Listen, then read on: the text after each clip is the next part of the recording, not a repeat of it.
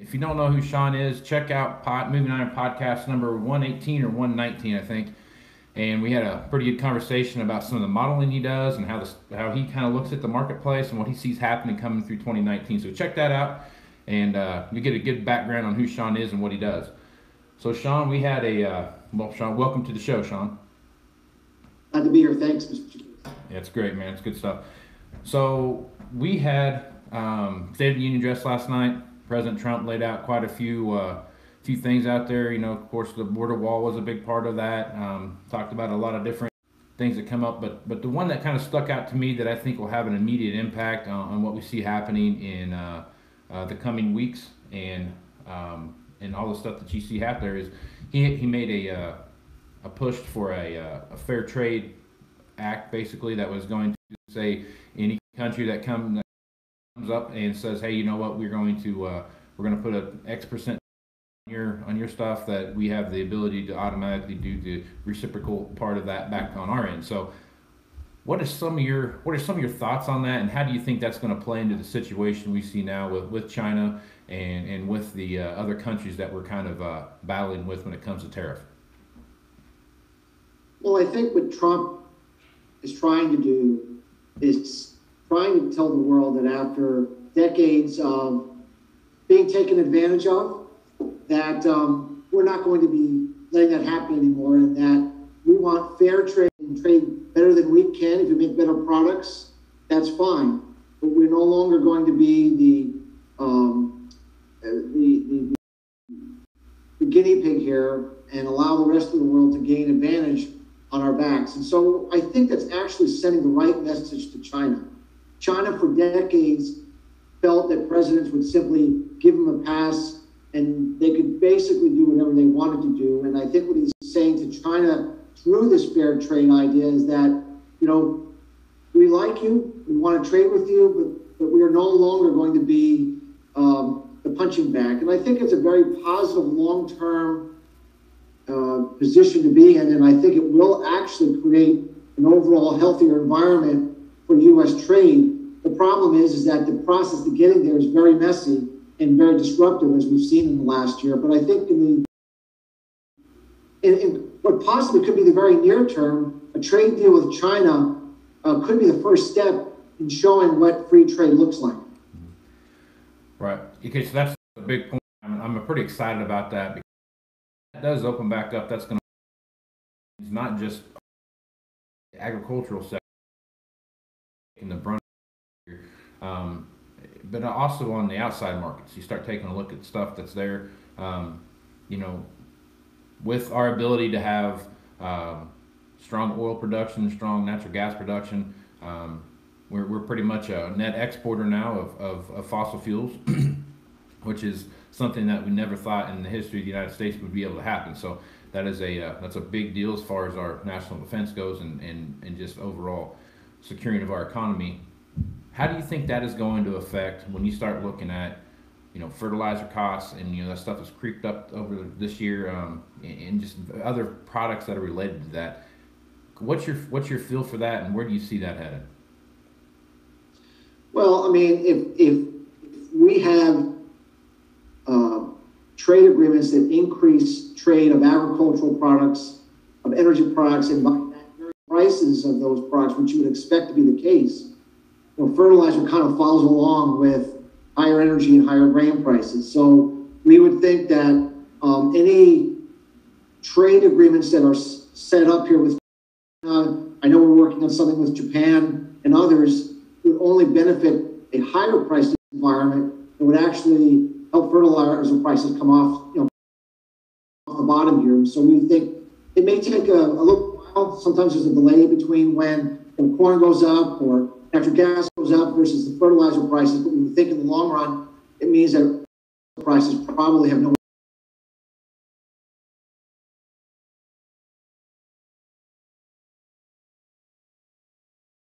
Let's talk about the markets here a little bit. So when you look at the corn market we've had right here, there's a lot of run.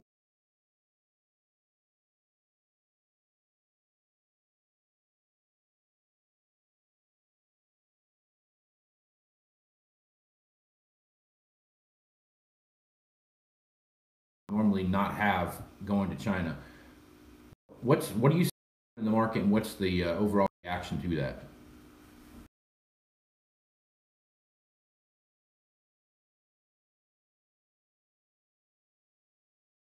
Deficit with the United States be almost zero by 2024. The only way that that's going to happen, they have to buy not just a little, but they have to buy a lot of not just the corn, not just the soy market, but they need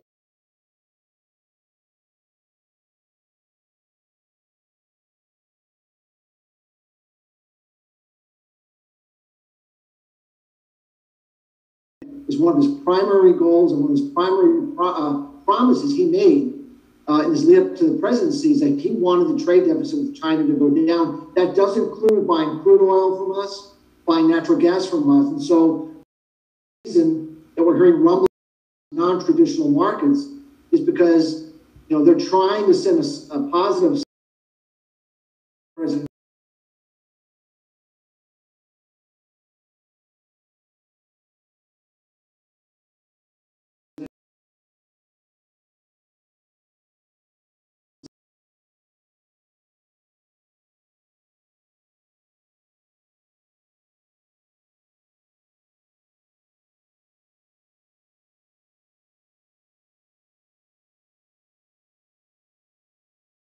Trying to reduce their usage of bean meal.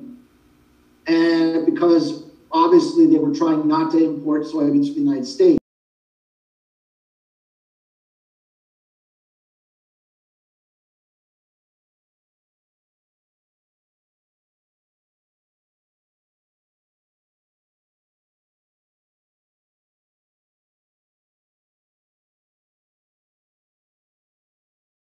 Able to or weren't willing to buy the soybeans from the United States. This means to us that they're drawing down their corn and wheat stocks something fierce, and that could be another reason why they would want to be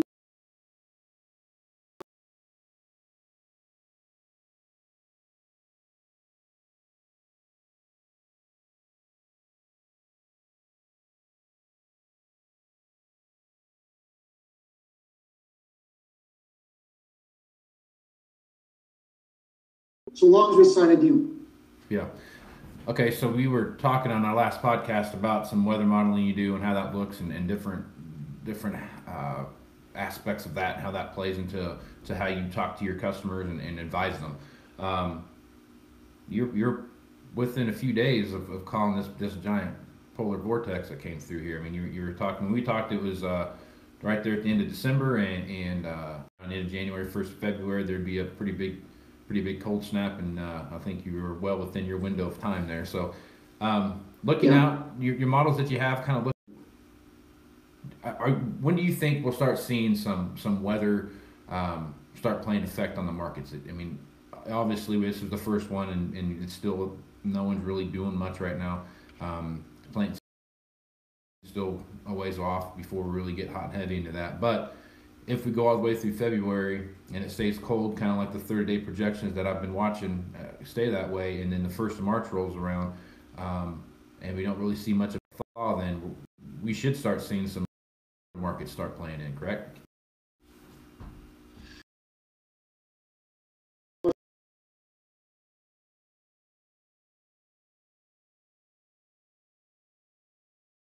Podcast that we're going.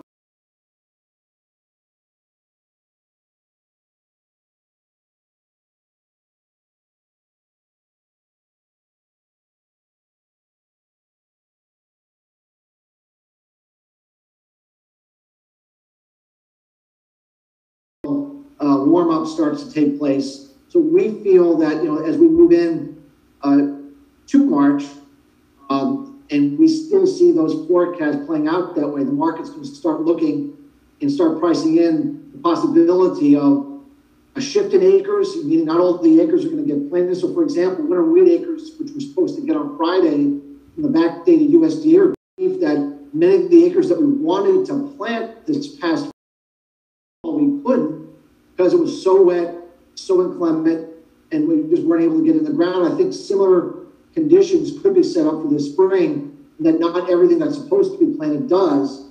or has to be switched, and it'll have a lot of impact. And so we think kind of a weather market based upon this would develop sometime probably late February into mid-March, could be the beginning of a spring weather market based upon this very late ending, winter pattern that we see coming. And we still think actually there's a potential for another polar vortex kind of air mass to come into play. It may not be as severe as the one we just had, but it could be still very detrimental. And we're looking at late February, early March for possibly another polar vortex to come into play. So we don't feel at all, that we're out of the woods yet with all here.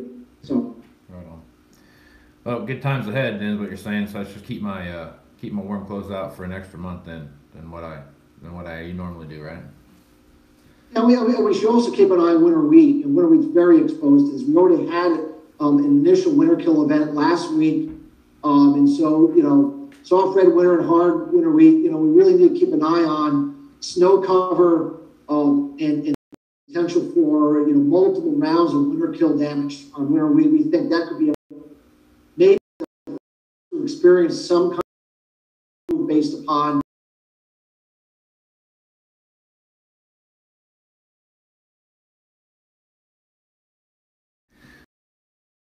today's Wednesday to hopefully have a which look like real big. You see anything big?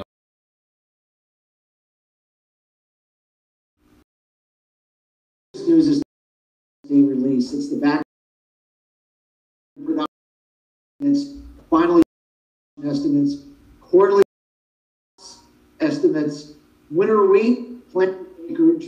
It's a loaded report because of the government shutdown. We missed getting all that information. They're going to give it all on one day at one time. So there'll be a lot of data to digest, and we think that the extremely low volatility that we've been seeing in grain markets the last few weeks could really fire up on that report, especially if there's some surprises to the numbers based upon what the market's expecting. So we really think the market's going to take its cue from that report, and probably is going to be pretty quiet until we get there. And then we could see some fireworks on Friday afternoon and certainly the next week. So the primary focus right now is what are they going to say? How is the market going to react? And how does this set up the acreage battle as we move into the spring when relayed upon this weather kind of weather pattern that we're looking at? So that's really the front burner issue we see this week is what that report, what that report how it impacts markets. Right on. All right, Shawn. Well, today was your first, really your second appearance, but your first.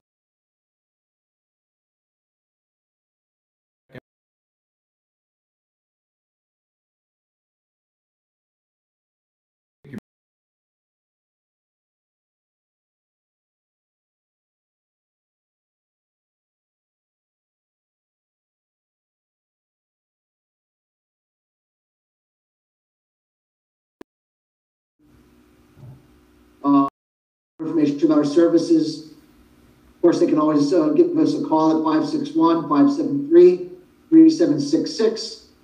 You can always shoot us an email at Shawn, SHAWN, at HackettAdvisors.com. We'd love to help. We think it's an exciting period coming up over the next 1 to 3 years with increased weather volatility, and we finally feel that we're in a place where prices for agriculture can start doing better, and farmers are going to get more volatility opportunities to generate a profit and a margin and put equity back into their businesses. They're excited about helping those capture that. Right on.